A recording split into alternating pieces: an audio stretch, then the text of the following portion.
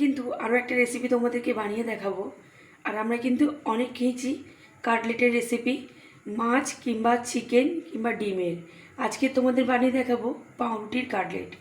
খুব সহজ একটা রেসিপি, আর বাড়িতে থাকা কিন্তু কিছু উপকরণ দিয়ে কিন্তু সন্ধেবেলা চায়ের আড্ডাটা একদম জমে যাবে পাউরুটির কাটলেটের সাথে।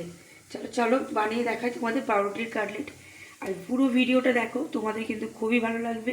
আর উপকরণগুলো চলো দেখিয়ে নিই। এখানে পাউরুটির কাটলেট বানানোর জন্য এখানে আমি সিদ্ধ করা আলু নিয়ে নিয়েছি একটা, নিয়েছি এখানে একটা ডিম, বিস্কুটের গুঁড়ো, পাউরুটি, এখানে নিয়েছি দুটো কাঁচা ডিম, নিয়েছি পরিমাণ মতন চিনি, আদা রসুন বাটা, পাতিলেবু, এখানে নিয়েছি কুচনো কাঁচা লঙ্কা, পেঁয়াজ কুচনো, এখানে আছে একটু চাট মশলা, ধনেপাতা কুচনো, নুন, আর এখানে নিয়েছি একটু টমেটো সস। প্রথমে কড়াই আমি সর্ষের তেল দিয়ে দিয়েছি কাটলেটের পুরটা বানানোর জন্য। এখানে কড়াই সর্ষের তেলটা গরম হয়ে গেছে, আমি এবার পেঁয়াজ কুচোটাকে দিয়ে দিচ্ছি। পেঁয়াজের মধ্যে পরিমাণ মতো নুন দিয়ে দিচ্ছি পেঁয়াজটা নরম হওয়ার জন্য। পেঁয়াজটা একটু লাল লাল করে ভেজে নেব। এবার এখানে দিয়ে দিচ্ছি 1 চামচ পরিমাণ আদা রসুন বাটা। আদা রসুন বাটাটা দিয়ে একটু ভালো করে ভেজে নেব। কুচনো কাঁচা লঙ্কা, এবার এখানে সিদ্ধ করা আলুটাকে আমি একটু গ্রেট করে দিচ্ছি। এখানে খুব সুন্দর একটা ম্যাশ হয়ে যাবে আলুটা। আলু গ্রেট করে দিয়েছি, এবার ডিম সিদ্ধটাকে ওর সাথে গ্রেট করে দেবো। পুরটাকে এবার মশলার সাথে একটু ভালো করে আমি নেড়ে নেব।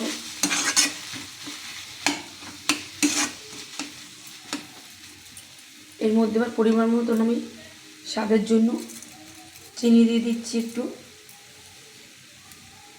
দিচ্ছি পাতিলেবুর রস। এবার এখানে পাউরুটি দিয়ে দেবো, ছোটো ছোটো করে এরকম করে পিস পিস করে কেটে। পাউরুটিটা দিলে খুব সুন্দর একটা আঠালো ভাব হবে পুরটা। এবার এখানে 1/2 চামচ মতন আমি চাট মশলা দিয়ে দিলাম। এবার একটু অল্প করে ধনেপাতা কুচনো দিয়ে দিচ্ছি। দিয়ে এবার পুরটাকে বেশ কিছুক্ষণ ধরে ভালো করে আমি একটু পুরটাকে ভেজে নেব।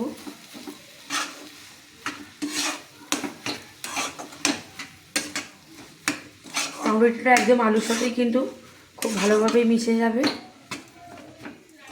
পুরটা কিন্তু খুব ভালোভাবেই একদম ভাজা ভাজা হয়ে গেছে, আর খুব সুন্দর টাইটও হয়েছে পুরটা। আমি এবার এখানে একটু টমেটো সস দিয়ে দেবো।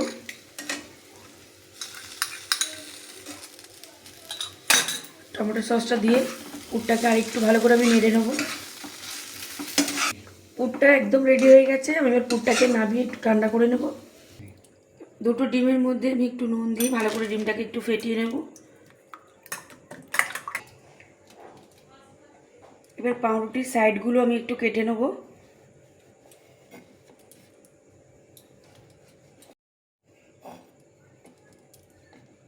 সাইডগুলো খুব সমানভাবে কাটতে হবে।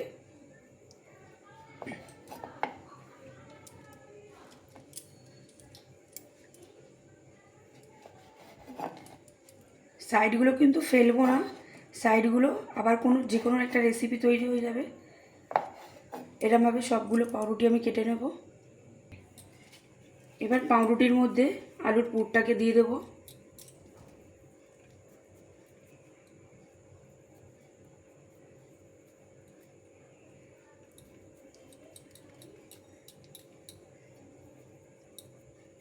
এর উপর থেকে কিন্তু আরও একটা পাউরুটি দিয়ে দিচ্ছি। পাউরুটির মুখগুলো খুব ভালোভাবে একটু চেপে চেপে দিতে হবে। ডিমের গোলাটার মধ্যে আমি চুবিয়ে নেব।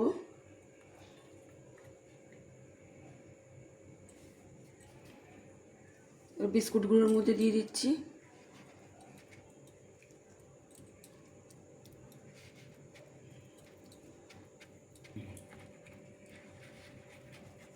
একটু ভালোভাবে চেপে চেপে পাউরুটির মুখগুলো একটু বন্ধ করে দিতে হবে।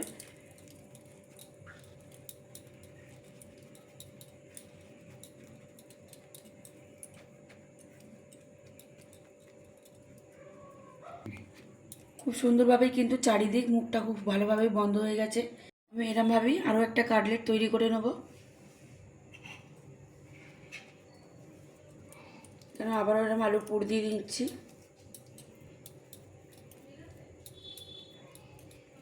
আর এরকম একটা কাটলেট থাকলে কিন্তু সন্ধ্যাবেলা চায়ের আড্ডাটা খুব ভালোভাবেই জমবে।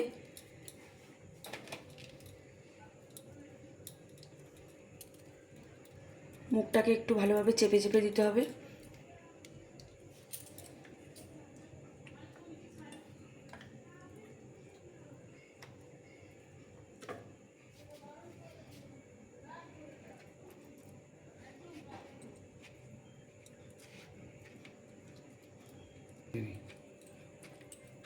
খুব সুন্দরভাবে কাটলেটগুলো গড়ে নিয়েছি।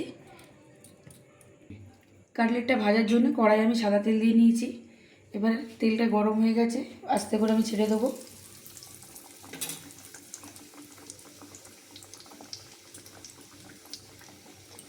আরও একটা দিয়ে দিচ্ছি।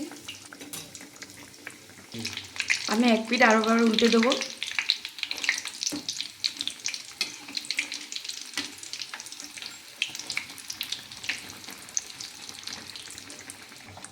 দু পিঠ কিন্তু খুব ভালোভাবে ভাজা হয়ে গেছে, একদম লাল লাল করে।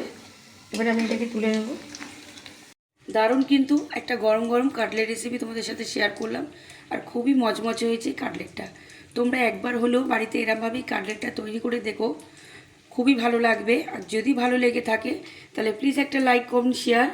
আর যারা এখনও পর্যন্ত আমার চ্যানেলটাকে সাবস্ক্রাইব করোনি, প্লিজ তাদের কাছে অনুরোধ রইল আমার চ্যানেলটাকে সাবস্ক্রাইব করে আমার পাশে থাকার জন্য।